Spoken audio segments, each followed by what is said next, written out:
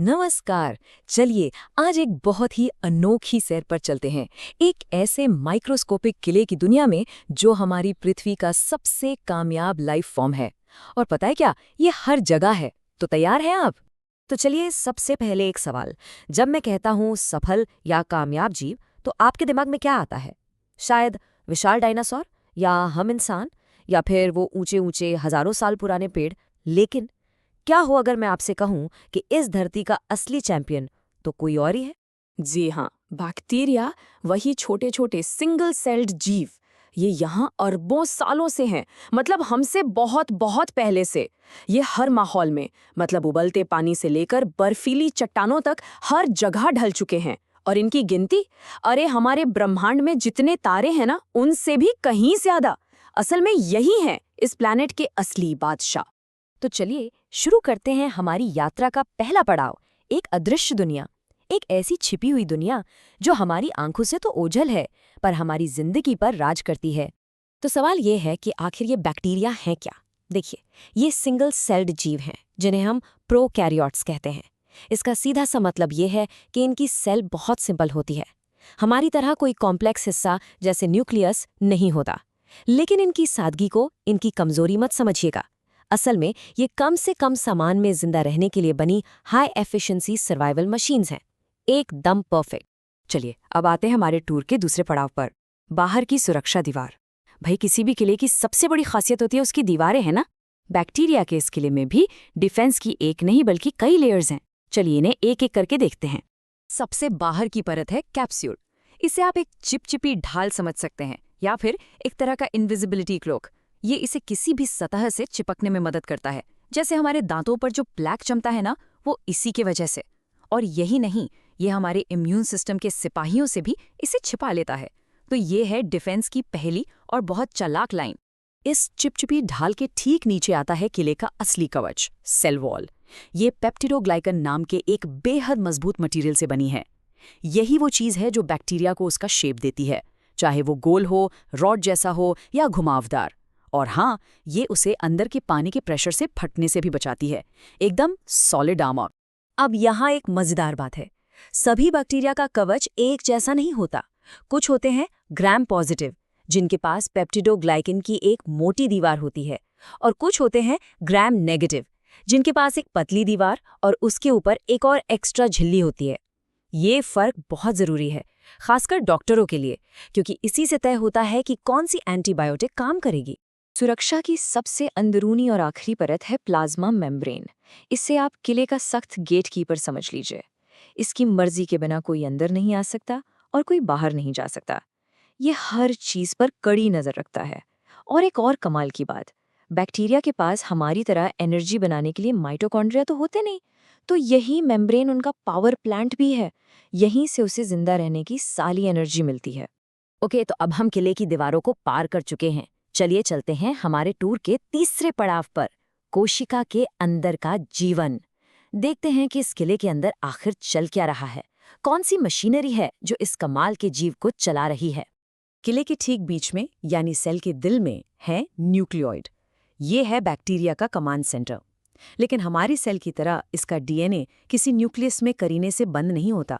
नहीं, ये बस एक सिंगल गोल धागे की तरह सेल के बीच में तैरता रहता है। और इसी एक धागे में जिंदा रहने और अपनी नस्ल बढ़ाने के सारे ब्लूप्रिंट्स मौजूद हैं। कितना एफिशिएंट है सोचिए।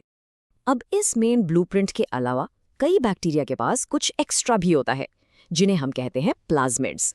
इन्हें आप सीक्रेट ब्लूप्रिंट्स या स्पेशल सॉफ्टवेयर अपग्रेड्स की तरह समझ सकते हैं। डीएनए के ये छोटे छोटे गोले इन्हें स्पेशल पावर्स देते हैं, जैसे कि एंटीबायोटिक्स से लड़ने की ताकत। और सबसे सबसे कमाल की बात पता है क्या है? ये इन अपग्रेड्स को, इन प्लाज्मिड्स को दूसरे बैक्टीरिया के साथ शेयर भी कर सकते हैं। सोचिए, एक बैक्टीरिया अपनी सुपर पावर दूसरे को ट्रांसफर कर रहा है। अब इस पूरे सेल में चारों तरफ बिखरी हुई है छोटी छोटी फैक्ट्रियां, राइबोसोम्स। ये किले की प्रोटीन फैक्ट्रियां हैं। कमांड सेंटर से जो भी ऑर्डर आता है, यानी डीएनए से, ये उसे पढ़कर प्रोटीन बनाने का काम करती हैं।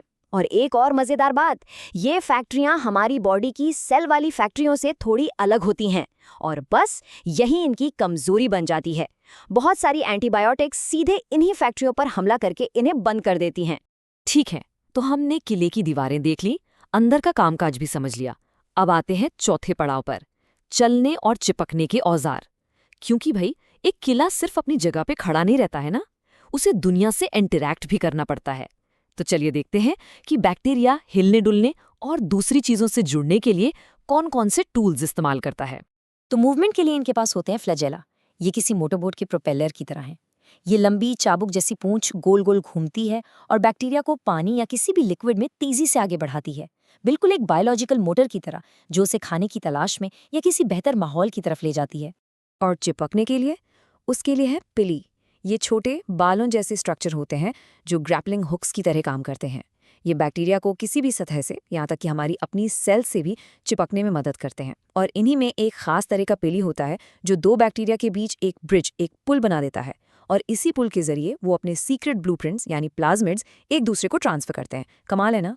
अब आते हैं हमारी यात्रा के 5वें और बहुत ही दिलचस्प पड़ाव पर, अंतिम बचाव का तरीका। सोचिए, क्या होता होगा जब हालात बहुत ज्यादा बिगड़ जाएं, जब खाना खत्म हो जाए या माहौल जानलेवा बन जाए। तब कुछ बैक्टीरिया अपना आखिरी तुरुप का इक्का चलते हैं, एक ऐसा दांव जो उन्हें लगभग अमर बना देता है।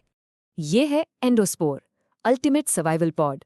जब भी हालात जानलेवा होते हैं तो बैसिलस और क्लोस्ट्रीडियम जैसे कुछ खास बैक्टीरिया अपने सबसे कीमती सामान यानी अपने डीएनए और जरूरी मशीनरी को एक लगभग ना टूटने वाले सुपर टफ कवच में बंद कर लेते हैं और फिर वो एक गहरी नींद में चले जाते हैं। इस हालत में वो उबलते पानी, खतरनाक रेडिएशन और जहरीले केमिकल्स सब कुछ झेल सकते हैं, सालों तक, सदियों तक।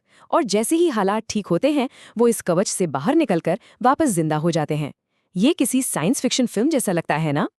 तो ये था हमारे इस माइक्रोस्कोपिक किले का पूरा टूर। अब आते हैं आखिरी और सबसे जरूरी पड़ाव पर। ये सब जानना आखिर जरूरी क्यों है? हमने ये पूरा किला देख तो लिया, पर इसका क्या मतलब है हमारे लिए? तो एक नज़र में हमने इस किले की मजबूत दीवारें देखी, इसका कमांड सेंटर समझा, इसके चलने फिरने के औजार देखे और इसका वो कमाल का सर्वाइवल पॉड भी जो इसे लगभग अमर बना देता है। देखिए, इस किले के ब्लूप्रिंट को समझना हमारी दुनिया को सीधे सीधे बदलता है। जब हमें पता होता है कि इसकी दीवार कहाँ से कमज़ोर है तो हम ऐसी एंटीबायोटिक्स बना पाते हैं जो सीधे वहीं हमला करें। जब हम जानते हैं कि ये चिपकता कैसे है तो हम बीमारियों को फैलने से रोक पाते हैं। और यही नहीं, हम इन छोटी छोटी बायोलॉजिकल फैक्ट्रियों को अपने फायदे के लिए भी इस्तेमाल करते हैं, जैसे इंसुलिन बनाने से लेकर प्लास्टिक जैसा कचरा साफ करने तक। और अंत में बात बस इतनी सी है, बैक्टीरिया की सेल भले ही सिंपल दिखे, पर यह सिंप्लिसिटी में एफिशिएंसी की एक मास्टर क्लास है। इसका हर एक हिस्सा, हर एक पुर्जा एक खास मकसद के लिए परफेक्टली डिज़ाइन किया गया है। और यही वजह है जो बैक्टीरिया को इस धरती पर सबसे कामयाब और सबसे मजबूत जीवन रूपों में से एक बनाती है। तो आज मैं आपको बस इसी एक सवाल के साथ छोड़कर जा रहा हूँ। अगर ये इतने से सिंगल सेल्ड जीव इतने कमाल के और कामयाब के लिए बना सकते हैं, तो सोचिए हम इनकी रणनीतियों से मजबूती, एफिशिएंसी और सर्वाइवल के बारे में और क्या